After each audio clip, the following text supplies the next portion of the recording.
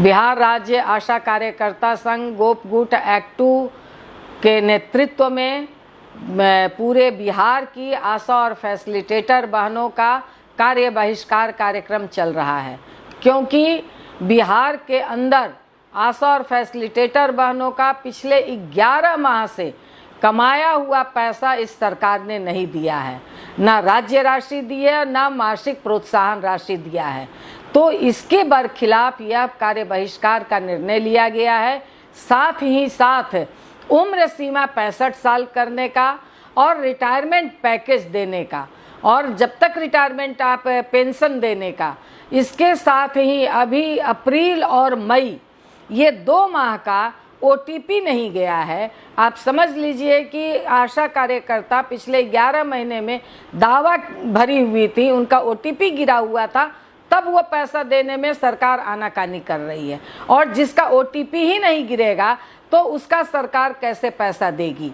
तो ये पूरी तरह से केंद्र और राज्य सरकार, जो हम लोगों ने लड़ करके आशा के वेतन को एक चैनलाइज किया था अश्विन पोर्टल के माध्यम से, अब फिर से एक बार ये दोनों सरकारें, डबल इंजन की सरकारें, आशा और फैसिलिटेटर के पैसे का बंदरबाट करने में लगी हुई है।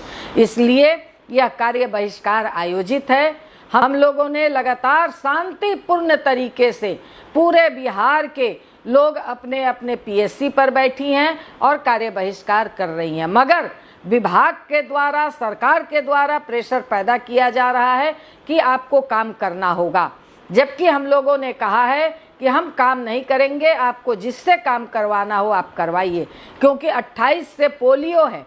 सभी जगह तमाम पदाधिकारी आशा के ऊपर दबाव डाल रहे हैं, हमारी PSC के नेताओं के ऊपर दबाव डाल रहे हैं, जिला के नेताओं के ऊपर दबाव डाल रहे हैं। तो इस बात को हम लोग साफ कह देना चाहते हैं कि ये बिहार राज्य आशा कार्यकर्ता संघ गोपगुट का निर्णय है कि हमारी बहनें कार्य बहिष्कार में हैं।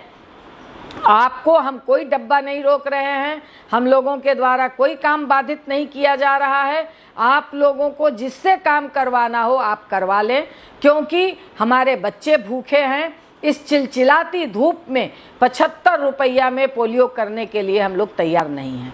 पोलियो का पैसा आप नहीं बढ़ा रहे हैं, हमारा कमाया हुआ पैसा आप नहीं दे रहे हैं, तो इसलिए हम लोगों ने पोलियो का काम नहीं करने का निर्णय लिया है।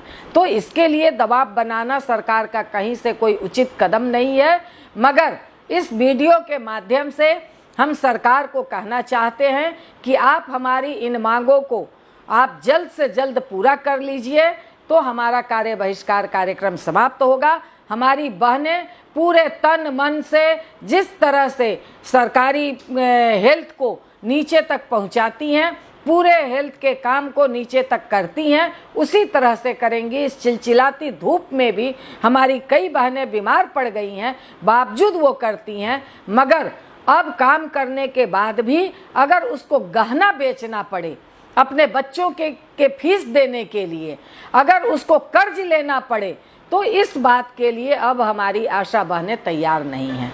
इसलिए हम लोग ये कहना चाहते हैं, अपील करना चाहते हैं इस सरकार से कि आप जल्द से जल्द आशा ये इस संघ की मांगों को आप मानिए और हमारी आशा बहनों के समस्याओं को हल कीजिए। इस बात को लेकर के मैं आप तमाम बहनों से भी अपील करूंगी कि आप लोग पूरी ताकत से अपने इस कार्यक्रम को सफल बनाइए। इसी विश्वास के साथ, इसी अपील के साथ धन्यवाद। इनकलाब जिंदाबाद।